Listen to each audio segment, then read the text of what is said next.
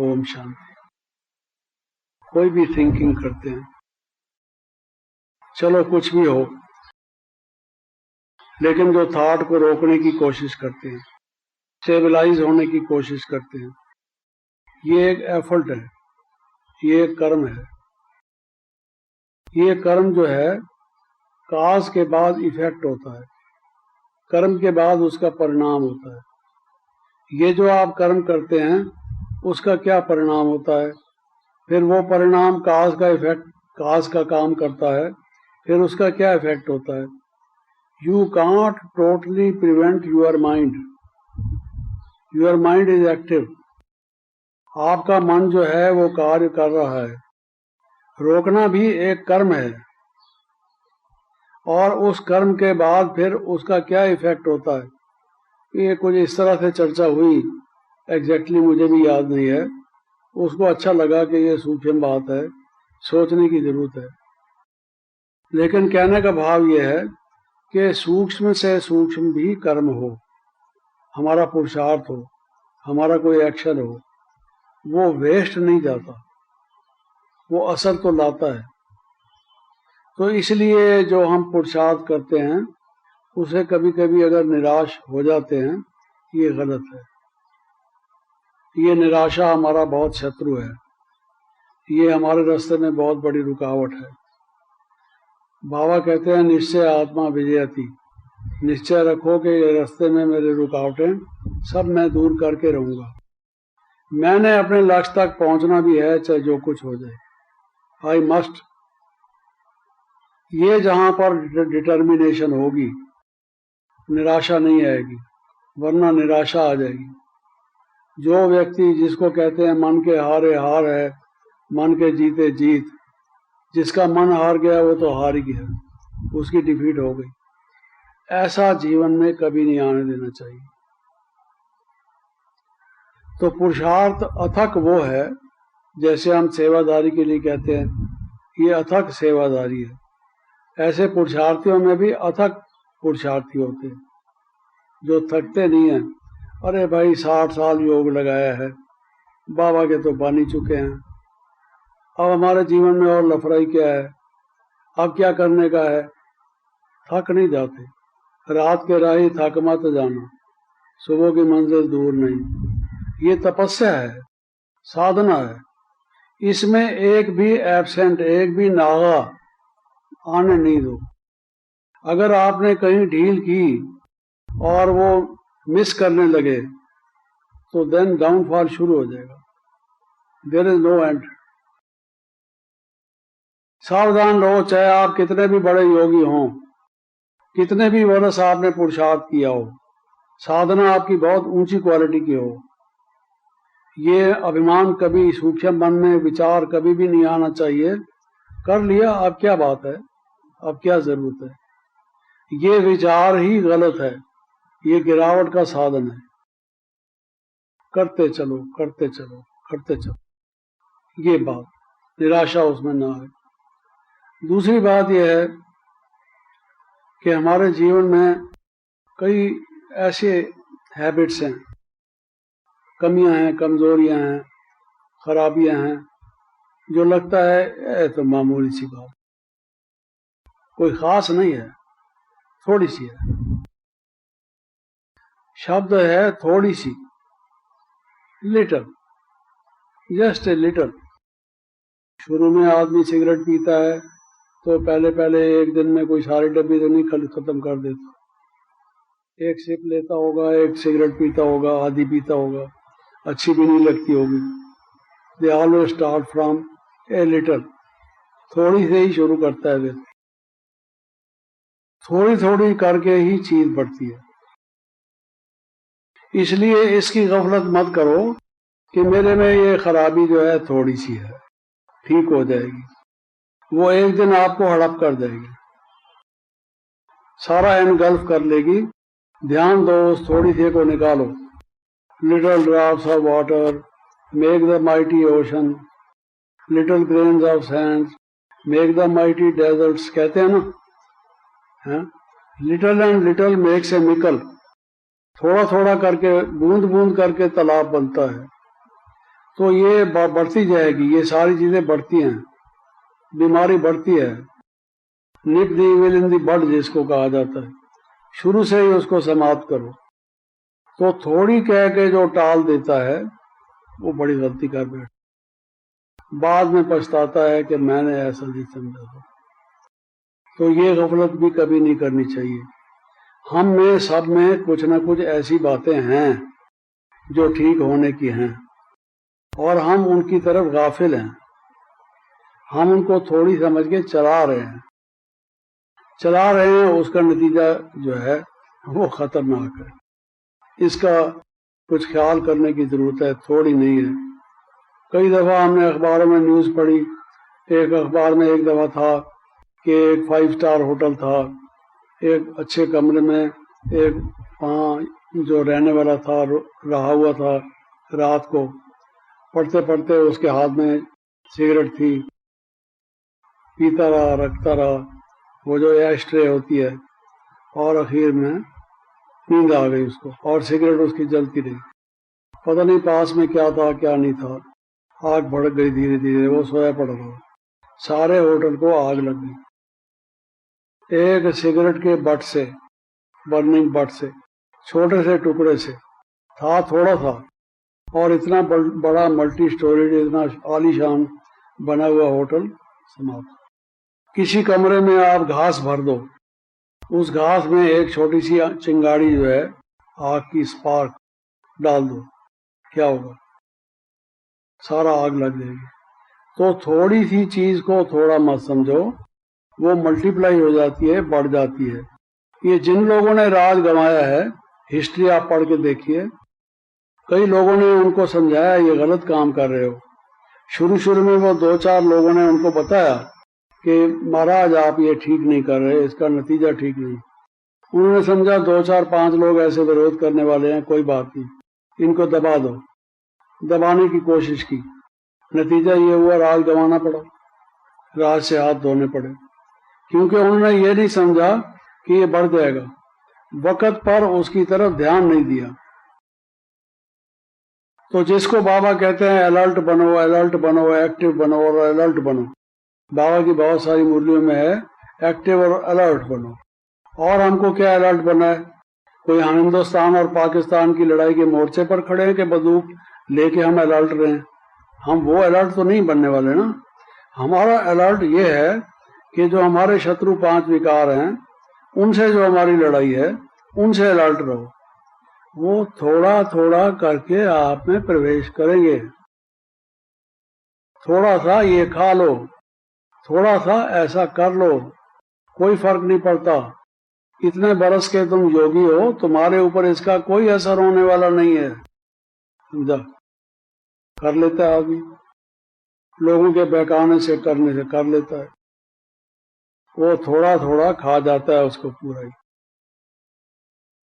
तो अलर्ट रहो, इसको बाबा कहते हैं अलर्ट और एक्टिव रहो।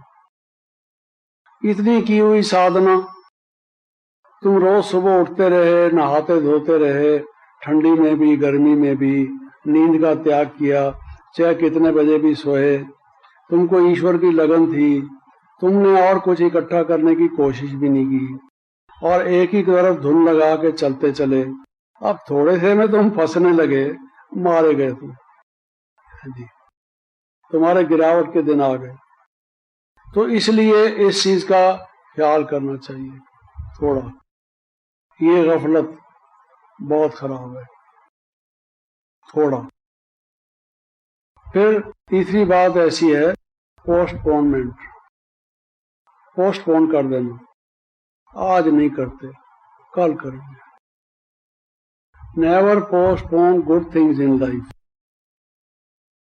Opportunities come once in a while.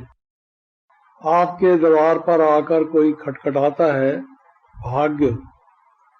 भाग्य आके आपको जगाता है, चलो मैं तुम्हें राजा बनाता हूं, तुमको आज नहीं भाई कल आना, मैं रात को सोया नहीं था, अब तुम जाओ, कल आना। अरे कल किसने देखा है, दूसरा राजा बन जाएगा। इसको बाबा कहते हैं take a chance and become a chancellor. वो डॉक्टर राधा कृष्णन थे, बहुत अच्छे प्रोफेसर थे फिलॉसफी के, और उनका जीवन अच्छा था, सिर्फ प्रोफेसर नहीं थे।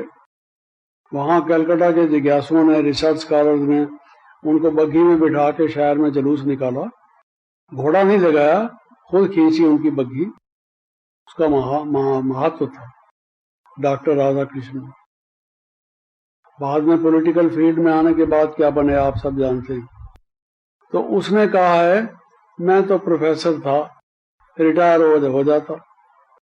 फिलॉसफी की कुछ पुस्तकें लिखी थी, कई लोगों ने लिखी हैं, मर जाता मैं कोई प्रेसिडेंट या वाइस प्रेसिडेंट बनने वाला थोड़ी था। मेरी लाइफ में चांस आया, मुझे लोगों ने कहा तुम क्या करेगे राधा कृष्णन, तुम इस चक्कर में क्यों जाते हो। I took a chance, if I can serve my country in this field, अगर मैं देश की सेवा इसके द्वारा से, क्योंकि प्लेटो जो हुआ है उसने कहा है the king should be a philosopher और the philosopher should be a king. वो जिसको कहता है भाई जो सोने की दुनिया होगी, जिसको यूटोपिया कहता है, वो यूटोपिया में जो है जो राजा होगा वो फिलोसोफर होगा। फिलोसोफर ये आजकल की इंडियन फिलोसफी या वेस्टर्न फिलोसफी वो नहीं, मतलब हर एक बात को लॉजिक से, रैशनैलिटी से, सोच समझ के करने वाला, जिसकी इमोशंस जल्दी से स्टार हो जाएं और जल्दीबाजी में गलत निर्णय कर ले पार्शियलिटी से, वो नहीं। उसका भाव ये था। But he use the word philosopher, अपनी ग्रीक लैंग्वेज में जो भी इसका इक्विवेलेंट होता हो, वो उसने भी वो फिलॉसफी पढ़ी हुई थी, तो उसने सोचा ये भी ट्राई करना चाहिए, कोशिश करनी चाहिए। हम लोग 10-12 दफा उससे दिल्ली में मिले थे, उससे बात पूछी थी, तो एक दफा उसने अपने वार्तालाप के बीच में ये कही, I took a chance, just I took a chance, Jawaharlal Nehru offered me a chance, today I am here. उसने हाँ कर दी। किसी ने ना की, अच्छा सोचूंगा, परसों पूछ लेना, दूसरे की बारी आ गई।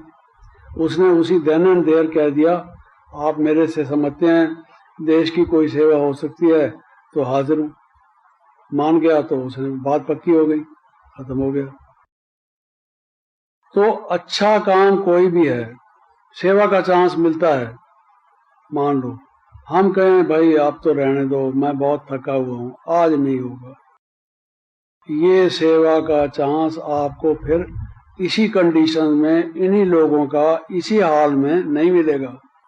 History repeats, but it repeats only once in a कल्प. Don't think it repeats every month on this particular date, under the same circumstances, in the same conditions. No. By then you will have changed. The circumstances will have changed. सारा परिवर्तन हो जाएगा, समझा। तो इसलिए जिस वक्त जो चांस मिलता है, गोल्डन चांस, अच्छा चांस, उसको कर लो। करना है जो भी कर ले, ये वक्त जा रहा है, ये वक्त जा रहा है। Time and tide wait for none कहते हैं, कर लो जो भी अभी करना है। तो postponement is the thief of time, वो कहते हैं procrastination is the thief of time. जो टाल मटोल करता है, वक्त की चोरी कौन करता है? टाल मटोल। ये मत करो, कोशिश करो जो अच्छे काम है। अब कोई व्यक्ति क्या करता है, ये यज्ञ में फलानी जगह पर ये होगा ना कार्य इतना बड़ा, मैं क्या करूंगा, इतना पैसा पड़े पड़े तो खत्म हो जाना है, विनाश तो होना है, ये तो मैं समझ ही चुका। तो मैं समझता हूं कि मेरे पास बहुत है, इतना अगर दे दूं तो मेरा कोई फर्क नहीं पड़ता है जी। सोच लिया, हाँ दे दूंगा, देता नहीं है उस वक्त, कहते हैं अच्छा सोचूंगा।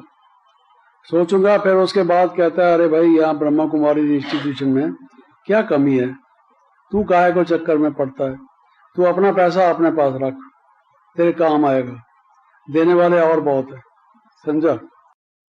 फिर क्या, उसका भाग्य तो गया ना।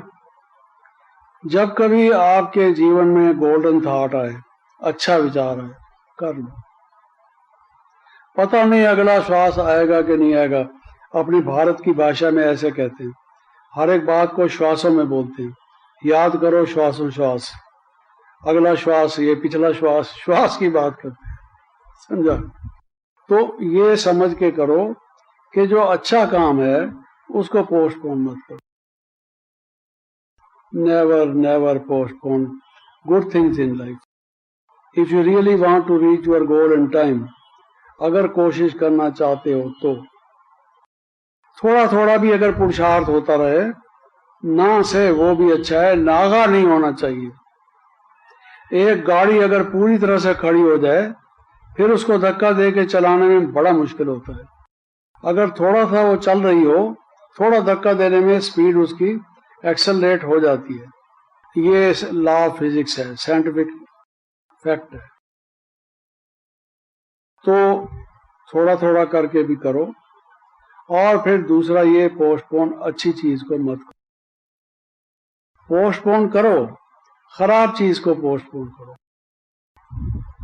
ये तो बड़ा अजीब आदमी है, 10-20 आदमियों के सामने मेरी निंदा की है इसने, मेरा सारा इंप्रेशन खराब कर दिया इसने, लोग क्या समझेंगे मैं कैसा आदमी हूं। मन करता है इसको सीधा करूं, इसको ठीक करूं, ठोकूं इसको। हाँ जी, गुस्सा आया मन में, तू कौन होता है बीच में, क्या मतलब तुम्हारा, क्यों बोलता है, क्या बिगाड़ा है मैंने तुम्हारा, गुस्सा आता है मन में। इसको पोस्टपोन करो, कहोगे आज छोड़ दो इसको, कल करूंगा। हाँ जी, कल तक आपका गुस्सा आधा हो जाएगा, चला भी जाएगा। खराब चीज जो है उसको पोस्टपोन करो। आज पोस्टपोन करोगे, फिर कल फिर पोस्टपोन करोगे, परसों फिर पोस्टपोन करोगे, वो खत्म हो जाएगा। ये भी एक खत्म करने की किसी को चीज है। किसी को एक कोई तकलीफ है, ट्यूमर है, कुछ है, डॉक्टर लोग कहते हैं इसको ब्लड मत जाने दो, ये सूख के खत्म हो जाएगा अपने आप ही। है जी, इसको वो जाना ही मत दो, इसका ये अप्रोच है, ये तरीका है, इसको ऐसे खत्म करो। किसी व्यक्ति को कमरे में बंद कर दो, कई दिन तक खाना ही ना दो, अपने आप सूख के खत्म हो जाएगा। और क्या होगा उसका। ये भी एक टेक्टिक है, तरीका है किसी चीज को खत्म करने के लिए। अब वो कोई खराब चीज बार बार आती है, आप उसको ध्यान ही नहीं देते, हटा देते हो, जा भाई हमारे पास और काम है, यही करना है क्या, तू किसी कहीं और जा, हमारी छुट्टी कर। वो भाग जाएगा, वो आपका पीछा छोड़ देगा। तो खराब चीज को जो है पोस्टपोन बेशक करो, अच्छी चीज को जो है करने में लग पड़ो। ये छोटे छोटे टिप्स हैं मिसाल के तौर से, जैसे ट्रिक्स ऑफ द ट्रेड होते हैं ना, ये टिप्स हैं हमारे पुरुषार्थ के। देखने में बहुत मामूली हैं, हर एक व्यक्ति जानता है, कोई नई बात नहीं है, अपरिचित नहीं है कोई इसे, लेकिन इसके यूज करने में, ये अगर हम करते चलेंगे तो मेरे ख्याल में हमारा प्रोग्रेस जो है वो दिन ब दिन आगे होता जाएगा। फिर मिलते रहेंगे, फिर चर्चा करेंगे। ओम शांति।